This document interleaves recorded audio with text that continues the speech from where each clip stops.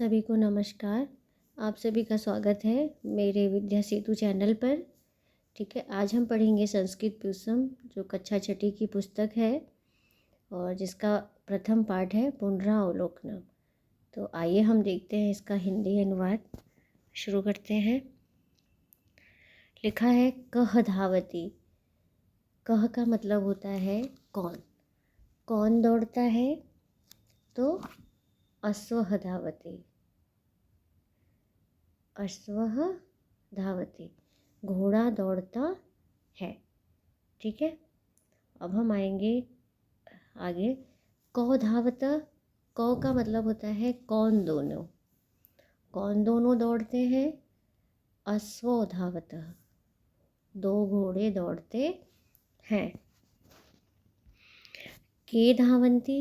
के का मतलब होता है कि हम कहते हैं कि कौन सब दौड़ते हैं? अश्वः धावन्ति, सभी घोड़े दौड़ते हैं। कह खादति। कौन खाता है?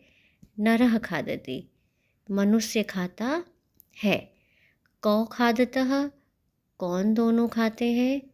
नरो खादतः, दो आदमी खाते हैं। के खादन्ति। कौन सब खाते हैं? नरा खादन्ति, सभी मनुष्य खाते हैं। अभी से पहले देखा आपने कि यहाँ पर कि ये जितने भी हैं सभी पुल्लिंग शब्द हैं, जैसे अश्व हो गया और ये नरह हो गया। ठीक है, पुल्लिंग शब्द के साथ हमेशा क्या आता है? कह। और दो होंगे तो कौ, अगर बहुत सारे होंगे तो के। पुल्लिंग शब्द किसे कहते हैं? जो पुरुष जाति का बोध कराता है उसे हम क्या कहते हैं? पुल्लिंग शब्द कहते हैं। ठीक है, पुरुष जाति का बोध कराने वाले शब्द को हम पुल्लिंग कहते हैं। ठीक है, अब हम आगे आते हैं।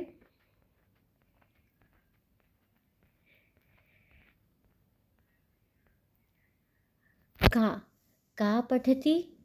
कौन पढ़ती है? बालिका पठति, बालिका पढ़ती है।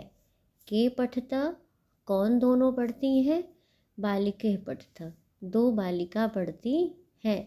का पठन्ति। कौन सब पढ़ती हैं?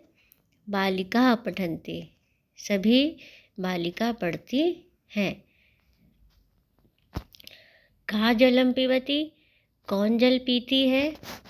अजा जलम पिबति, अजा जल पीती है। यानी अजा का मतलब होता है बकरी, बकरी जल पीती है।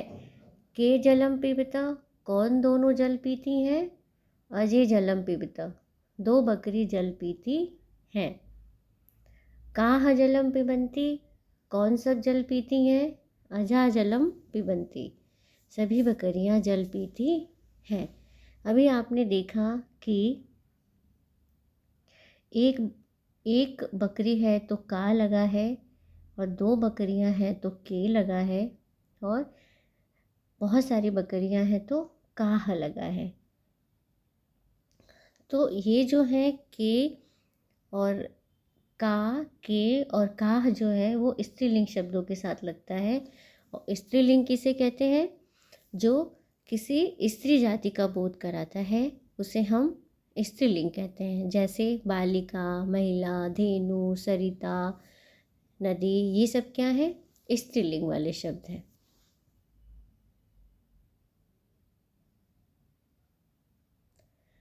हम आगे आते हैं अब नपुंसक लिंग वाले। ठीक है, किम पतति। क्या गिरता है? फलम पतति, फल गिरता है। के पततः। कौन दोनों गिरते हैं? फले पततः, दो फल गिरते हैं। कानि पतन्ति।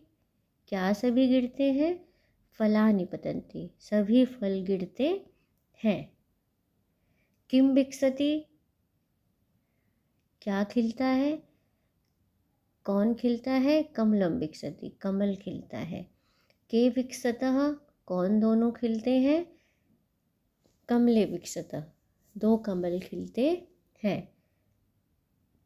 कानि विकसन्ति। क्या सभी कौन सभी खिलते हैं? कमलानि विक्षन्ति, सभी कमल खिलते हैं। अभी आपने देखा कि किम है और के है। अगर किम है तो एक के साथ लगेगा, के है तो दो फल के साथ लगेगा, और कानी है तो बहुत सारे फलों के साथ लगेगा। और ये हमेशा नपुंसक लिंग के साथ लगता है। नपुंसक लिंग किसे कहते हैं? जिन शब्दों से ना तो पुरुष और ना ही स्त्री जाति का बोध होता है उसे हम नपुंसक लिंग कहते हैं। ठीक है।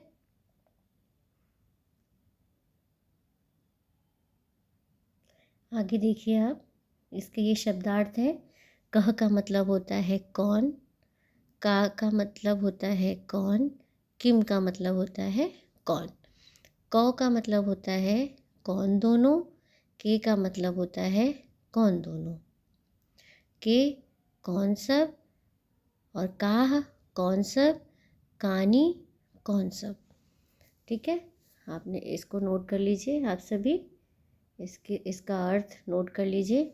जो कह कौ के होता है वो पुल्लिंग के साथ लगता है, और जो का होता है वो स्त्रीलिंग के साथ लगता है, और जो किम के का नहीं होता है वो नपुंसक लिंग के साथ लगता है। ठीक है, आपको सभी को पता चल गया कि पुल्लिंग शब्द किसे कहते हैं? पुल्लिंग जो पुरुष जाति का बोध कराता है। स्त्रीलिंग किसे कहते हैं? जो स्त्री जाति का बोध कराता है। और नपुंसक लिंग किसे कहते हैं? जो शब्द ना तो पुरुष और ना ही स्त्री जाति का बोध कराए उसे हम नपुंसक लिंग कहते हैं। जैसे फल है, जल है, गृह है, पुस्तक है, पुष्पम आदि, ये सब शब्द कैसे हैं? नपुंसक लिंग वाले शब्द हैं। ठीक है।